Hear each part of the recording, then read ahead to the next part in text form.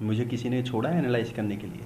लोगों ने, हर इंसान ने, हर देश से, हर गांव से, हर जगह से, हर स्टेट से मुझे एनालाइज कर लिया है, बिना मुझे जाने पहचाने, बात किए, बिना मेरे बारे में कुछ भी सर्च किए हुए, बिना सच्चाई जाने हुए लोगों ने मुझे जज कर लिया है, अपने जजमेंट बता दिए हैं, मुझे आरोपी भी बना दिया दोस्त से, कब मुझे पता ही नहीं चला। मुझे लगता है वो लोग सज़ा भी खुद ही दे देंगे मुझे, किस बात का वो मुझे आज तक नहीं पता है, कभी नहीं पता। आज आप बात कर रहे हैं तो आप कह रहे हैं कि लोगों ने अपने आप से सब कुछ कर लिया, लेकिन ये चीज़ें आधारहीन भी तो नहीं है। आप इससे इनकार नहीं करेंगे कि जो चीज़ें जिस तरीके से घटी या आपकी तरफ से चीज़ें हुई, लोगों के मन में संदेह गया, आपका थम्सअप का इशारा हो, या फिर आपके बारे में जो लोगों ने कहा कि आप परिवार को जानते ही नहीं थे, या फिर जो चीज़ें आई कि सुशांत से आप लंबे समय से संपर्क में ही नहीं थे, अचानक मौत के बाद से कैसे आपकी दोस्ती फिर उभर के निकल के आ गई, तो ये सारी जो चीज़ें हैं संदेह के घेरे में तो रखती हैं आपको। देखिए, शक तो किसी भी चीज़ पे कभी भी कहीं भी किया जा सकता है, ठीक है। मैं ये कहता हूँ कि जब मैं मीतू दीदी को लेके लॉकडाउन के वक्त पे कूपर हॉस्पिटल में पहुँचा और गाड़ी से नीचे उतरा, तो एक हवलदार ने मुझसे पूछा कि संदीप सिंह कौन आया, क्योंकि वो लोग मेरे मोबाइल पे फ़ोन करते कि आप पहुँचिए जल्दी, आप और एक परिवार का सदस्य। तो जब मैं वहाँ पहुँचा तो मेरी गलती ये हो गई कि मैंने चिल्लाया नहीं ज़ोर से कि हाँ मैं हूँ संदीप सिंह, या मैं अपना मास्क निकाल के नहीं बोला मैं हूँ संदीप सिंह। मैंने सिर्फ ऐसा कहा और वो मुझे अंदर लेके और मीतू दीदी को लेके चले गए। तो इसमें क्या गुनाह कर दिया?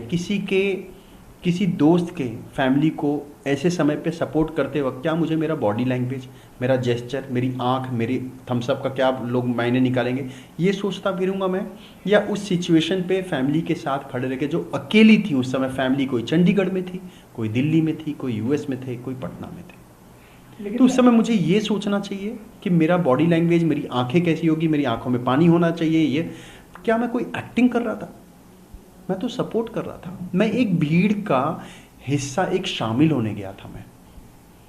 मुझे लगा कि जैसे मुझे न्यूज़ पता चला है सुशांत का, वैसे ही सबको पता चला है और सब लोग वहां पे पहुंचेंगे। लेकिन जब मैं गया तो मैं सरप्राइज हो गया कि वहां तो कोई आया ही नहीं है, कोई नहीं। 35 साल तक जो सुशांत ने जिन दोस्तों को, जिन लोगों को कमाया था, वो कोई नहीं पहुंचा था, सिर्फ मैं था। तो मुझे उस समय क्या सोचना चाहिए था? मेरे करियर के बारे में, मेरे इमेज के बारे में, मेरी पर्सनालिटी के बारे में? ये क्या तरीका है? मतलब मैं एज ए पर्सन मैं जाऊंगा ही, सपोर्ट करूंगा। मैं बिहार से हूं, अगर किसी अनजान इंसान का भी अर्थी जाता है ना हमारे यहाँ सड़क पे, तो हम कांधा दे देते हैं तुरंत। तो ये तो मेरा दोस्त था यार। या मुझे ये जजमेंट दिखने, अरे इसने तो 1 साल से और मैंने भी 1 साल से एक दूसरे से बात नहीं की है, तो मैं क्यों जाऊं, ये सब सोचूं? ये कहाँ की इंसानियत है कि ऐसे मौके पे मैं सोचूं? तो वो उस रिश्ते की कहाँ वैल्यू है जो 2011 से लेके 2018 तक मैंने कमाया है? और अगर 1 साल वो छिछोरे और दिल बेचारा के शूटिंग में बिजी था और मैं अपना पीएम नरेंद्र मोदी बनाने में बिजी था और उसको रिलीज करने में, उसका पोस्ट प्रोडक्शन, उसकी राइटिंग, उसकी कास्टिंग, उसका रिलीज करना कितना भयंकर था मेरे लिए। तो हर इंसान बिजी हो जाता है अपने लाइफ में, पर इससे क्या ज़रूरत है कि हमें एक दूसरे से टच में नहीं तो हम दोस्त नहीं हैं? ये कहाँ का इंसाफ है? आज हम अपने स्कूल फ्रेंड से दोस्तों से टच में नहीं हैं, कॉलेज फ्रेंड से टच में नहीं हैं, आज हमारी इंडस्ट्री के लोग ही दोस्त हैं। तो क्या मतलब हर चीज़ को जज करना सही है? मैं एक बात, जिन लोगों ने एलिगेशंस मुझ पे लगाए हैं, मैं उनसे पूछता हूँ कि जो एलिगेशंस आप इस वक्त लगा रहे हैं, आप उस वक्त सुशांत के घर या फ्यूनरल पे क्यों नहीं पहुँचे या हॉस्पिटल क्यों नहीं पहुँचे? मैंने लॉकडाउन के वक्त सुशांत को एक मैसेज भेजा था, सिर्फ इतना, भाई क्वेश्चन मार्क, जिसका मुझे रिप्लाई नहीं आया क्योंकि वो मैसेज डिलीवर ही नहीं हुआ था, क्योंकि मेरे पास उसका नया नंबर नहीं था। अब इस पे भी सवाल होगा कि देखो कैसा दोस्त है, सुशांत का नया नंबर ही नहीं था जिनके पास। अरे नहीं था भाई, ऐसा होता है। एक ऐसा भी मैसेज है सुशांत का मेरे पास कि भाई this is a new number जो सिर्फ हम लोगों के लिए है। तो अगर वो नंबर चेंज कर चुका है और वो मेरे पास नहीं था तो इसमें क्या हो गया? लेकिन मैंने एक मैसेज भेजा था उसको भाई करके, मुझे इतनी तकलीफ होती है ना ये सब जब मैं सुनता हूँ। लोगों को ये कहानियाँ बनाने से क्या मिल रहा है? क्यों ऐसा कर रहे हो आप? इंसानियत से भरोसा उड़ जाएगा यार। कोई किसी के फ्यूनरल पे नहीं जाएगा, हर इंसान खुद मरेगा और खुद जाएगा कब्रिस्तान या शमशान भूमि। ऐसे मत करो। मैंने साथ दिया यार, मैं अब कितनी शर्म की बात है कि मुझे बोलना पड़ रहा है कि मैंने साथ दिया है फैमिली का, और अपनी दोस्ती का मुझे सर्टिफिकेट देना पड़ रहा है।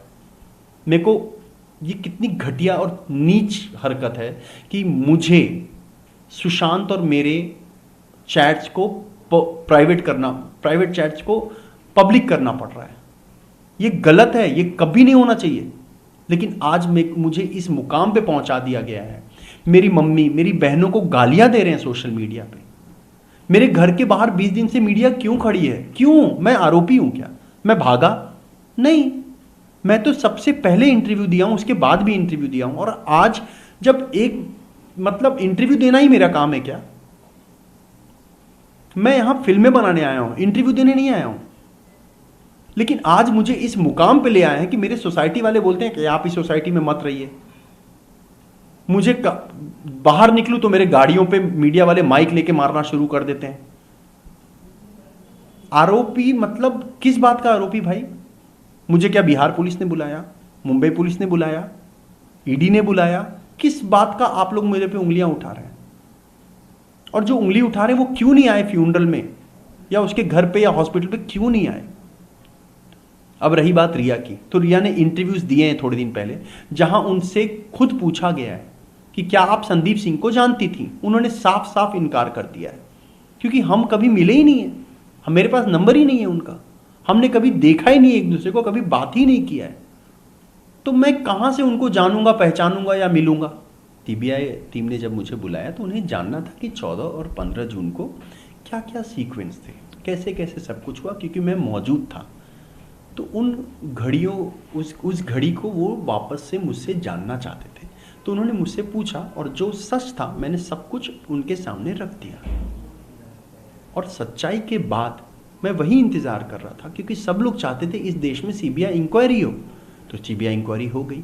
जब सीबीआई इंक्वायरी हो गई तब लोगों ने एलिगेशन लगाना शुरू हो गया कि ये तो मतलब लोग ही डिसाइड कर रहे हैं कि किसके कौन आरोपी है, किससे पूछताछ होनी चाहिए, कैसे होनी चाहिए, क्या सवाल होना चाहिए। लोग सज़ा भी तय कर लेंगे। क्यों? थोड़ा सा हम पेशेंस रख सकते हैं, थोड़ा सा वक्त दे दें। सीबीआई पे तो भरोसा कर लो, सुप्रीम कोर्ट पे भरोसा कर लो।